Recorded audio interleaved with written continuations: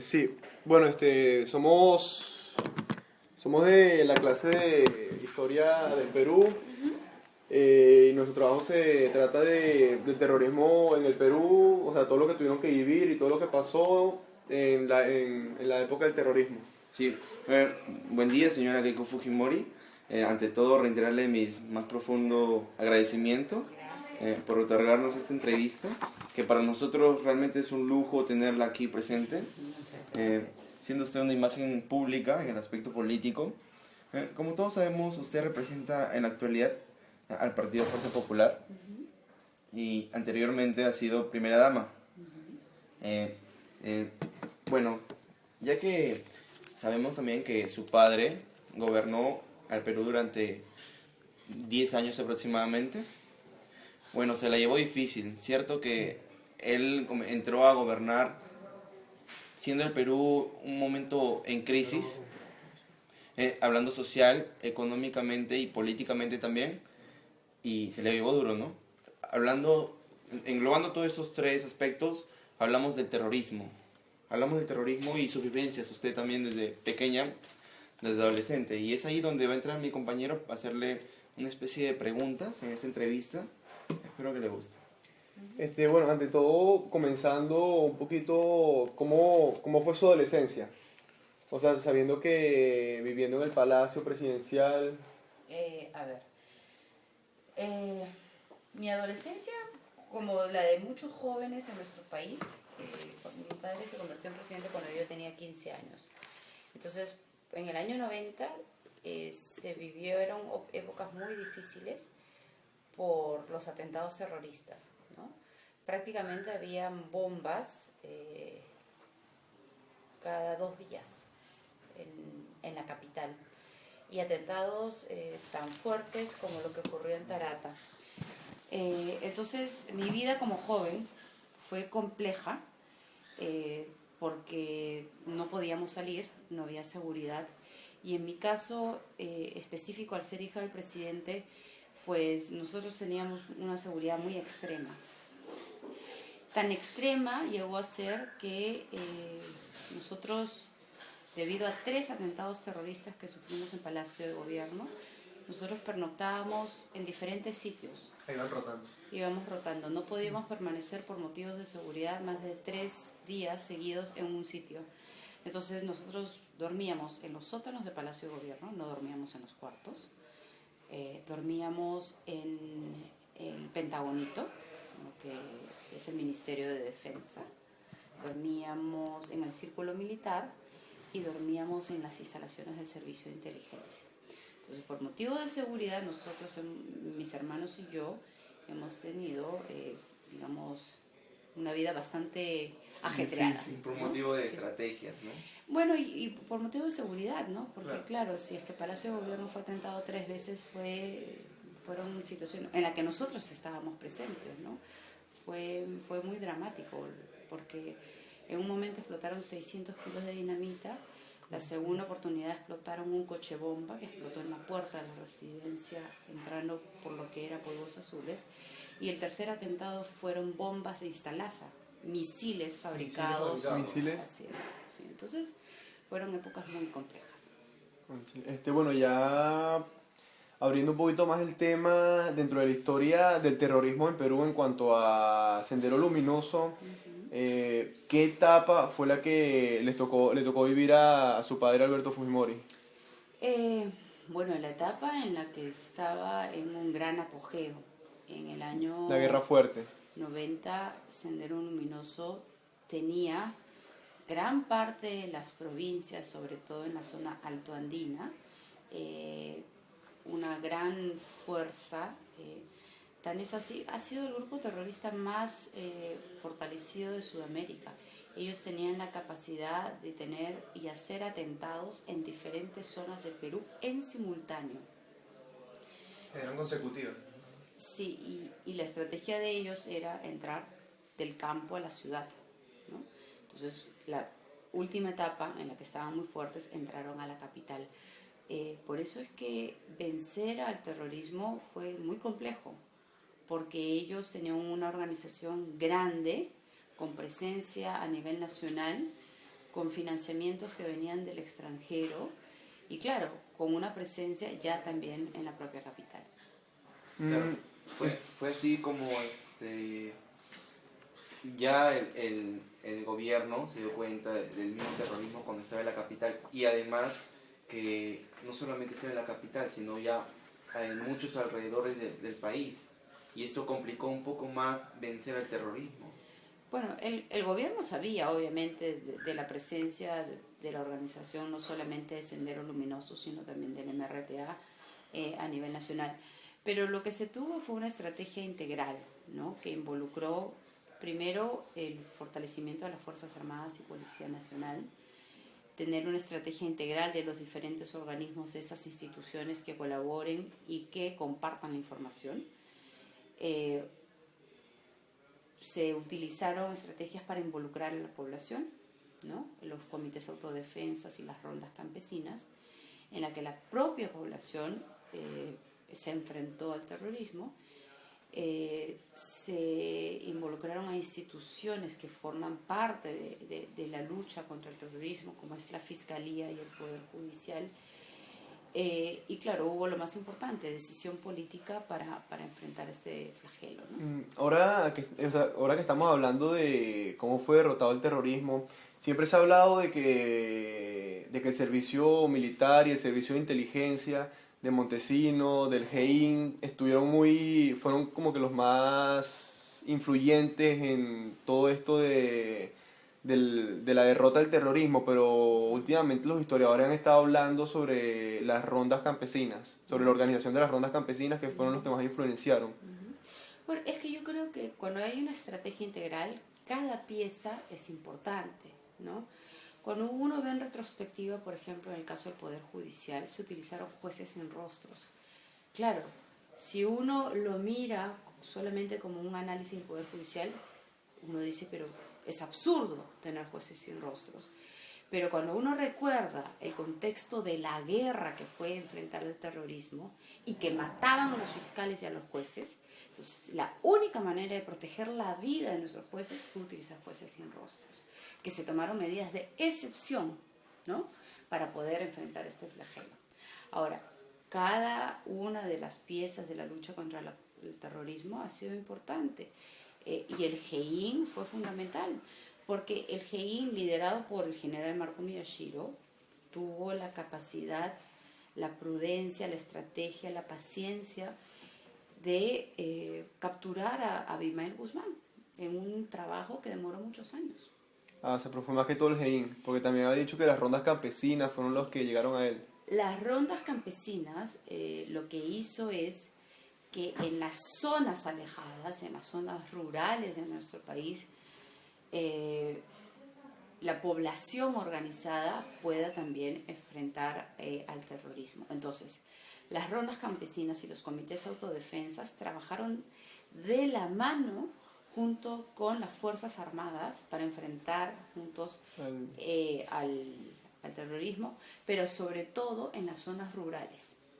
Bueno, también muchos saben, bueno, no muchos saben, pero se ha sabido que al salir Alberto Fujimori del poder se encontrarán alrededor de 3.000 a 4.000 encarcelados del Sendero Luminoso, del terrorismo.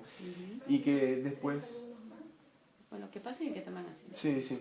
Y que después de los gobiernos de Toledo y Paniagua, como que las penas se han ido flexibilizando, ya no han sido tan, que bueno, no estoy de acuerdo, pero que no han sido como eran antes, y que en el presente, en la actualidad, quedan alrededor de 500 presos y los demás han sido liberados. Nos gustaría saber si su partido político tendría alguna información sobre qué hacen, o sea, algún tipo de seguimiento sobre qué hacen estos exterroristas, se podría decir de alguna manera, o si representan algún peligro para la sociedad. Ya, en el gobierno del señor Toledo, en el año 2002, efectivamente les otorgaron beneficios penitenciarios a los terroristas. Es falso cuando ellos afirman de que hubo un pedido por parte de la Corte Internacional de Derechos Humanos. Eso es mentira.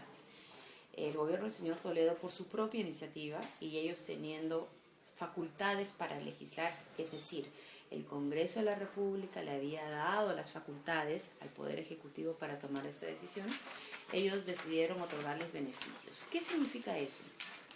Que un terrorista podía acogerse a los beneficios por trabajo o a beneficios por buena conducta, y con ese motivo, en vez de cumplir una condena, por ejemplo, de 25 años, ellos salían en 12, en la mitad, ¿no?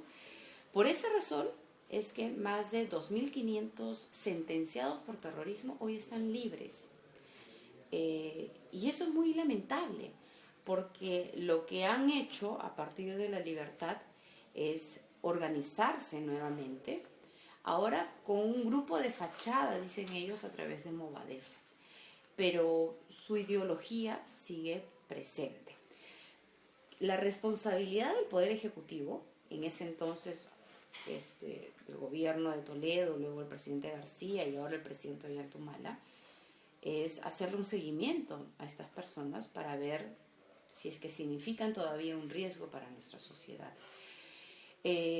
Cuando yo he sido congresista, inmediatamente tomamos la decisión de eliminar estos beneficios penitenciarios.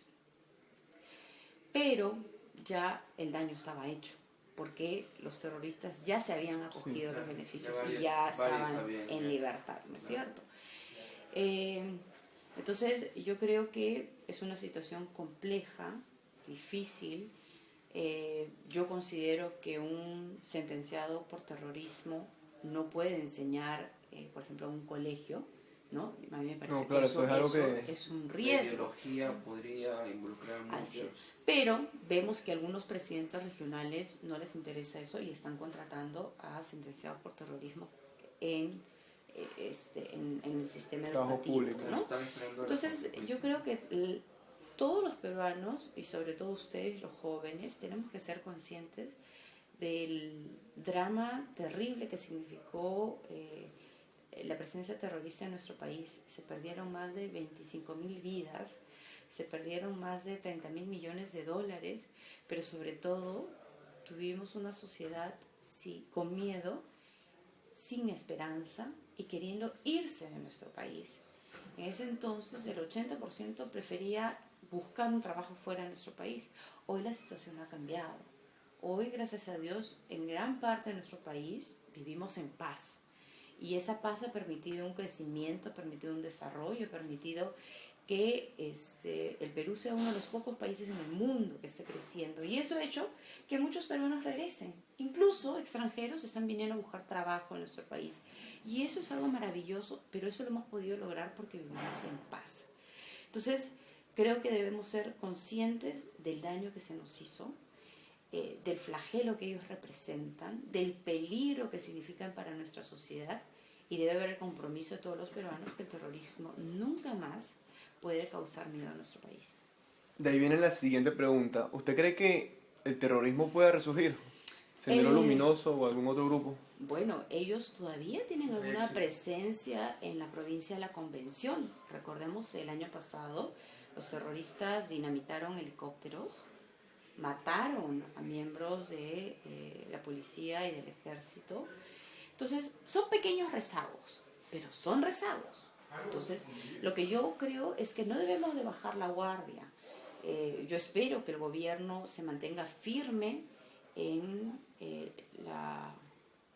combatir a estos rezagos por terrorismo.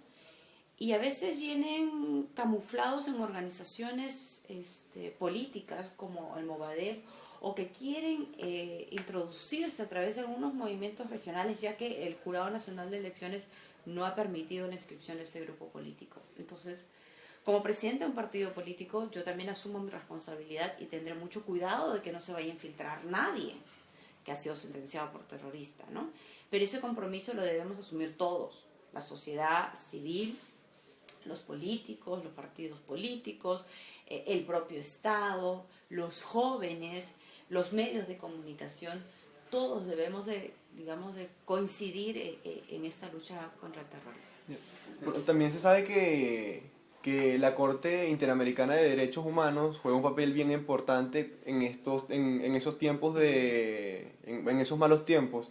De ahí vendría, se piensa que el incremento de delincuencia común se debe en parte a las leyes benignas que también fueron flexibilizadas por los gobiernos de Paniagua y Toledo. Usted, siendo ya presidenta, ¿contemplaría poner en reserva ciertos aspectos legales contemplados por la Corte Interamericana de Derechos Humanos para combatir la delincuencia con una ley de emergencia?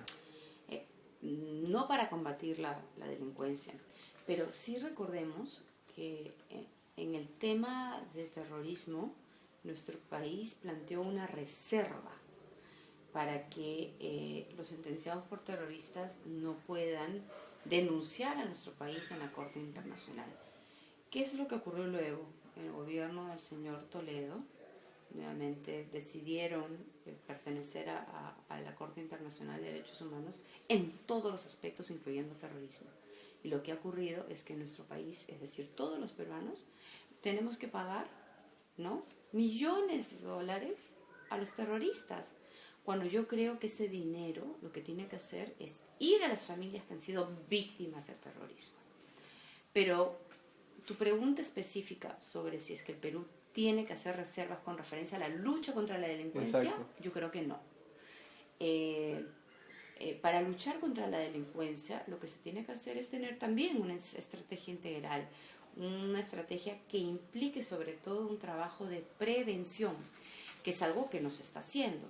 Uno de los problemas que genera, por ejemplo, el pandillaje, es la microcomercialización de la droga.